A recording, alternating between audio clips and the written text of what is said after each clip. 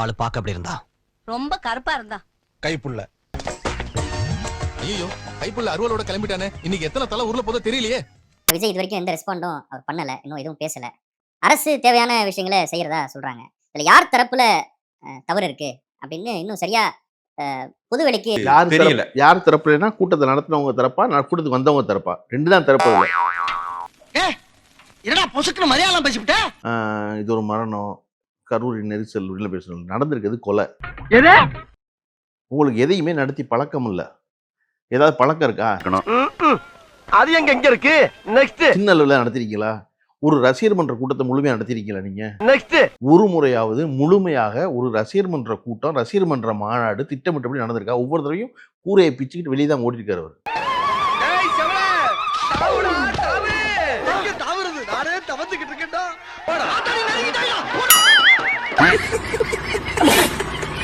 அந்த விஜய் என்ற ஒரு நடிகருக்காக கூடுகிறவர்கள் இருக்கிறார்கள் இல்லையா, அவர்கள் எல்லாம் பார்த்தா பயமா இருக்கு. கலைஞரோடையும் எம்ஜிஆரோடையும் பெரிய தலைவர்களோடையும் உங்களை ஒப்பிட்டுக் கொள்வதற்கு உங்க மனம் விரும்புது. தனியா புசியானது ரோட்ல போனா ஒரு வடை கூட கொடுக்க மாட்டாங்க. ஒரு டீ கடை வாசல் இருந்து புசியானது கேட்டாருன்னா ஒரு வடை கூட கொடுக்க மாட்டாங்க. அப்படியே எனக்கு 2 வடை வாங்க, வீட்டுல கடிச்சுக்கிறது கஞ்சிக்கு ஒண்ணும் இல்ல. உனக்கு வீட்டுல சோறே இல்லைங்கிற இந்த லட்சத்துல வடை வேறியா? அது அப்ப இப்ப சொல்றாங்க மறுபடியும் இல்ல, அதுக்கு முன்னாடி காலையில நாமக்கல்ல கிட்டத்தட்ட 50-60 பேர் மயங்கி விழுந்துட்டாங்க. கேட்டுக்க. அதுக்கப்புறம் ஒருத்தர் அந்த கட்சி விலகின ஒருத்தர் சொல்றாரு, இல்ல முதல்ல கூட்டம் நடந்துச்சு விக்கிரவாண்டியிலே 400 பேர் வாங்கி விழுந்துட்டாங்க, அங்கேயே ஒண்ணும் இல்லை அப்படின்னு. தெரிஞ்சுக்கிட்டியா? நீங்க என்ன தத்துவம் பேசிட்டீங்க? உங்களுக்கு என்ன தத்துவம் இருக்கு சொல்றதுக்கு? உங்கள்ட்ட என்ன விஷயம் எனக்கு முதல்ல சொல்லுங்க, அதை சொல்லுங்க. நீங்க என்னன்னா இது பூரா எடப்பாடி பழனிசாமி முதல்ல பொறுப்பேற்கணும் இருக்கு. அவர் தான் முதல்ல இந்த நாட்டில் வந்து ஆம்புலன்ஸ் உள்ள வருவான்னு சொல்ல யாராவது சொல்லுவானாங்க? ஆரம்பத்துல இருந்து இது கிட்டத்தட்ட ஒரு 30 கூட்டத்துல பார்த்திருக்கிறேன். இதே மாதிரி ஆம்புலன்ஸ் கூட்டத்துக்குள்ள விடுறது பயமா இருக்குங்கிறேன். அதனால பயமா இருக்குங்கிறேன். ஏன்னா இவ்வளவு பேர் தான் இருக்கான் மக்கு, அந்த மக்கு பூரா ஒரே இடத்துல ஒண்ணு கூடுறான். இவ்வளவுதான் சார் ஹேண்ட்ஃபுல் மக்கு இருக்கான். இந்த ஹேண்ட்ஃபுல் ஆஃப் மக்கு என்ன செய்யறான்னா ஒரே இடத்துல ஒண்ணு கூடுறான். ரசிக்கிறார் இல்லையா, லைட் ஆஃப் பண்ணி ஆன் பண்ணி விளையாடுறாரு இல்லையா, இல்லையா ஆஃப் பண்ணி விளையாண்டு இருக்காருல்ல சார் அவரு. ஆஃப் பண்ண சொல்லு. ஆஃப் பண்றா. ஏய் போடா. இப்படி தான் டிரான்ஸ்ஃபார்மர்ல ஏறுவான். இல்ல டிரான்ஸ்ஃபார்மர் மட்டும் இல்ல, கூரையில ஏறுறாங்க, வீட்டுக்கு மேல ஏறுறாங்க. கூரை மேல ஏறதெல்லாம் விழுந்துருவான் சார், கை கால் உடையும் சார், பொழைச்சுக்குவான் சார். டிரான்ஸ்ஃபார்மர்ல ஏறினா என்ன சார் அவன்? அதனால சார் மணியை பதறாரு.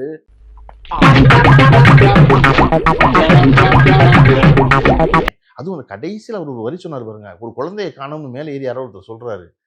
அது ரொம்ப ஒரு பிளாட் ஸ்டேட்மெண்டா, ஒரு குழந்தைய காணமா கண்டுபிடிச்சு கொடுத்துருங்க அப்படின்னு. எப்படி கண்டுபிடிச்சுப்பாங்க? அஷ்மிகா 9 வயசுல ஒரு பொண்ணு காணுமா, தம்பிகளா கொஞ்சம் தேடி கண்டுபிடிச்சு கொடுத்துருங்க. ஒரு அரசியல் கட்சி ஆரம்பிக்கப்படும் பொழுது அதனுடைய தலைவர்கள் இருக்காங்கல்ல, தலைவர்களும் தொண்டர்களும் ஒன்றான மனதில் இருப்பாங்க. விஜயுடைய கட்சி இருக்குல்ல, அந்த கட்சியினுடைய முக்கியமா ஒரு தெரிஞ்ச ஆளுகளை பூரா ஒரே இடத்துல ஸ்டாம்பா வைங்க போட்டோ, உங்களுக்கு லட்சணம் தெரிஞ்சிடும். யாரெல்லாம் தெரியுமா வரிசையா வைங்க. புசியானந்த் இருக்காரு, அடுத்து ஆதவ் அர்ஜுனா இருக்காரு, அடடா அப்புறம் 3 ஆச்சு. அப்புறம் இதெல்லாம் ஒரு போஸ்டருக்குள்ள வச்சுட்டீங்கன்னா நல்லா இருக்கும்டா. நீங்க அவ சைனா மேடுமா, இவன் பக்கா ஃப்ராடுமா என்ன சொல்லுங்க, ஆளுக்கு 5 நிமிஷம் ஸ்கூல் பிள்ளை மாதிரி ஒதுக்குவோம். நீங்க சொல்லுங்க, சொல்ல வந்த கருத்தை. இப்ப நான் என்ன உங்கள்கிட்ட சொல்றது? எனக்கு அதுதான் சொல்றேன், எனக்கு அச்சமா இருக்கு. விஜய் பார்த்தாலே எனக்கு பயமா இருக்கு.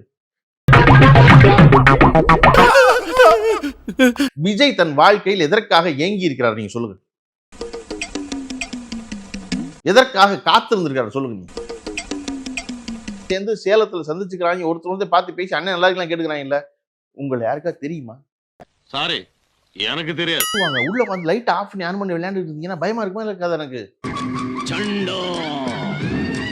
40 பேர் செத்து போயிருக்காங்க, அதை பத்தி எந்த இதுவும் இல்லாம நீ ஸ்டாண்ட் வித் விஜய்னு போடுறான் சார். அவன் ரொம்ப ஆபத்து. 40 பேர் செத்து போயிருக்காங்க, அதை பற்றி ஒரு வருத்தமும் தெரிவிக்கலங்க. ஒருத்தம் கட்சி இருந்து வரைக்கும் ஒரு வருத்தமும் தெரிவிக்கல. அதை போய் சந்திக்கவே இல்லை. அது ஹேண்டில் பண்ணும்ல. சந்திக்கிறதுக்கு அனுமதி கேட்கிறாரு விஜய். இதெல்லாம் ஒரு காரணம். பத்தி நல்லதை பத்தி பேசிக்கிட்டு தலைவர் இருந்த இடத்துல அது நான் ரொம்ப வந்து பயந்து போனது, லைட்டை போட்டு விளையாண்ட பாருங்க. அது ஒரு கூட்டம் வந்து நிற்கிது, ஆற வரிக்குது. அவனை போட்டு திருப்பி திருப்பி திருப்பி, இது எப்படின்னா தவிர நாய்க்குட்டிக்கு வந்து எலும்பை மேலே மேலே தூக்குற மாதிரி, தவட்டும் இன்னும் தவட்டும் இன்னும் கொஞ்சம் தவட்டும் அப்படின்னு. இது என்ன மனோபாவம் இது? சீதாராமன் வந்துருவாங்க, உடனே குழு அமைச்சிருவாங்க, உடனே ஏமாளி தலைமையில் குழு வந்துடும். குழு வந்து இங்கே பார்த்து அப்படியே உண்மையை கண்டறிஞ்சு சொல்லிடுவாங்க. இவங்கெல்லாம் சேர்ந்து நீங்கள் எல்லாம் சேர்ந்து அவ்வளோ பேரையும் காப்பாற்றி புஷியானதை தியாகியாக்கி வீட்டில் ஃபோட்டோ மாட்டி கூப்பிட போறீங்களா? என்னை வாழ வைக்கும் தெய்வமே.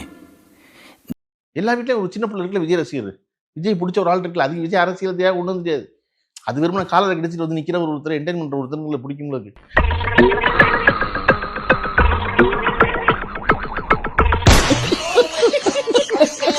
அந்த புள்ள அவங்க அப்பாட்ட என்ன சொல்லும், அப்பா விஜய் நம்ம ஊருக்கு வர்றப்பா போய் பார்ப்போம்பானா இந்த அப்பாவும் தூக்கிட்டு போயிருப்பாரு. தூக்கிட்டு போவார்ல. அவர் விஜய் ரசிகராகணும்னு அவசியம் இல்லை, அவர் தமிழக வெற்றி கழகத்தினுடைய அறிவார்ந்த தொண்டராகணும்னு அவசியம் இல்லை. நம்ம ஊருக்கு வந்திருக்காரு, அடுத்த வீட்டில் நிற்கிறாரு, போய் பார்ப்பேன் கிளம்பி போவார் அவர். இப்போ அது போக மாட்டாங்க. அவங்களுக்கு ஒன்று தோணுங்கள, ஐயையோ போய் நம்ம பிள்ளைய இழந்துரும்டா நம்மன்னு, இருமா டிவியில் பார்த்துக்கலாமா அந்த விஜய் அப்படின்னு சொல்லுவாங்கல்ல. அது நடந்திருக்கு. அது ஒன்று தான். அந்த ஒரு நல்லது நடக்க 40 கொலை நடந்திருக்கு. ஆமா, கொலைன்னே முடிவு பண்றீங்களா? அதை ஆமாங்க, அது கொலை தானுங்க. அந்த இது சம்பவம் நிகழ்ந்துகிட்டே இருக்குங்க ஒவ்வொரு தடவையும் ஒவ்வொரு ஊர்லயும். அதுக்கான எந்த ஏற்பாடு அடுத்து நடக்கலைன்னா அது பேர் கொலைங்க. இல்ல, ஆனா கூட்டத்துல கல் எரிஞ்சாங்க, செருப்பு வந்தது, கத்தி வச்சிருந்தாங்க, முன்னாடி எரிஞ்சாங்க இல்ல, கத்தி வச்சிருந்தாங்க, கொல்ல பார்த்தாங்க, எல்லாமே சொல்லுங்க, உங்களுக்கு தான் தெரியுமே. தெரியாது சார். நீங்க அந்த ஊருக்கு போறீங்க, அவரை பத்தியா பேச போறீங்க, ஒரு ராமலிங்கம் பேரை ஞாபகம் வச்சுக்க மாட்டீங்களா? நமக்கு பாட்டை பாடினவர் யாரு யாரு யாருன்னு இவருக்கும் தெரியல யாருன்னு. தெரியவே தெரியாது சார். யாருன்னு கீழே குனிஞ்சு பேப்பரை பார்த்து ராமலிங்கம் அப்படிங்கிறது. நாமக்கல் கவிஞர்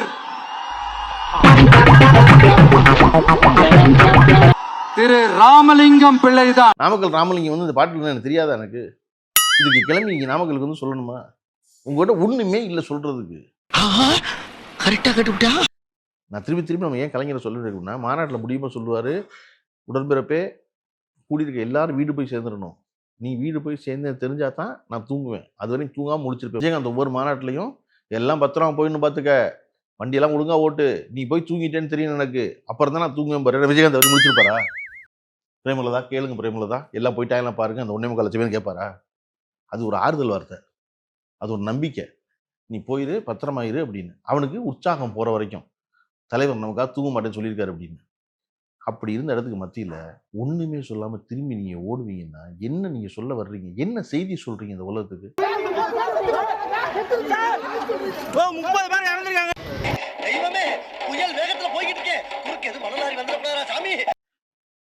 என்னது இது? ஒரு அக்கறையும் இல்லாம, சகஜம் இல்லாம, மனிதநேயம் இல்லாம அவ்வளவு பேர் ஒழிஞ்சிட்டாங்க பாருங்க 3 நாளா. மெதுவா போயிட்டே இரு, வெண்டு திரும்பி வெயிட் பண்ணு, வண்டி ஆஃப் பண்ணாத. 40 பேரை கொண்டிருக்கீங்க, பதில் சொல்ல மாட்டேங்கிறீங்க. எது கேட்டாலும் பதில் சொல்ல மாட்டேங்கிறேன். பேசாம இருக்கீங்க. நீங்க எவ்வளவு பிரிவிலேஜ்டு. சொல்லுங்க. அவருக்கு தெரியாது, அவருக்கு பழக்கம் இல்ல, அவர் பிரஸ் மீட் பண்ணது இல்ல. பழகிட்டு வாங்க. வாங்க பழகலாம்.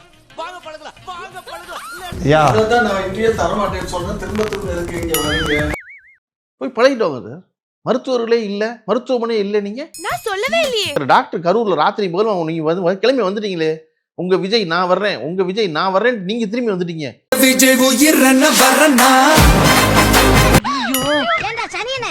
ஒருவேளை அவர் பதறி இருப்பார்ல, உங்களுக்கு எப்படி தெரியும் அவரு நிம்மதியா இருக்காருன்னு? இல்ல பதறி தனியா போய் சோத்துல முட்டிக்கு வர வீட்டுக்குள்ள.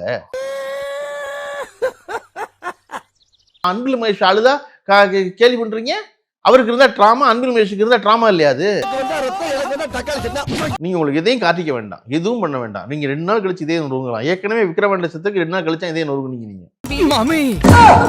நீங்க வீட்டுல வச்சு பூ போட்டுக்கலாம், எல்லாத்துக்கும் எதுக்கும் வர வேண்டாம், யார் பிரச்சனையும் பேச வேண்டாம். சும்மா பொத்தா போக்குல போற போக்குல என்னத்தையும் அடிக்கிறது. நாடே ரொம்ப கெட்டு போச்சும்வாங்க. என்னடா கெட்டு போச்சு காட்டுறாங்க. எங்கடா கெட்டு போயிருக்கு சொன்னாவெல்லாம் வைத்தியம் பார்க்க முடியும். டாக்டர் அதெல்லாம் நீ சொல்லக்கூடாது.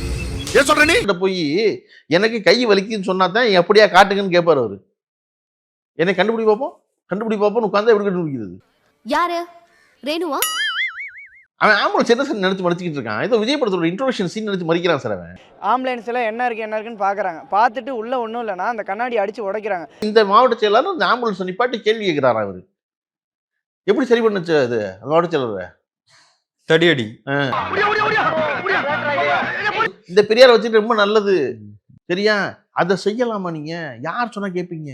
என்னன்னா அது நீங்க சொல்லி நான் என்னன்னா கேட்காம போயிட்டேன். பொது விஷயத்துக்கு போகாம கொலை கேஸ்ல முதல்ல உள்ள போயிருக்கிறது தமிழக வெற்றி கழகம் தான்.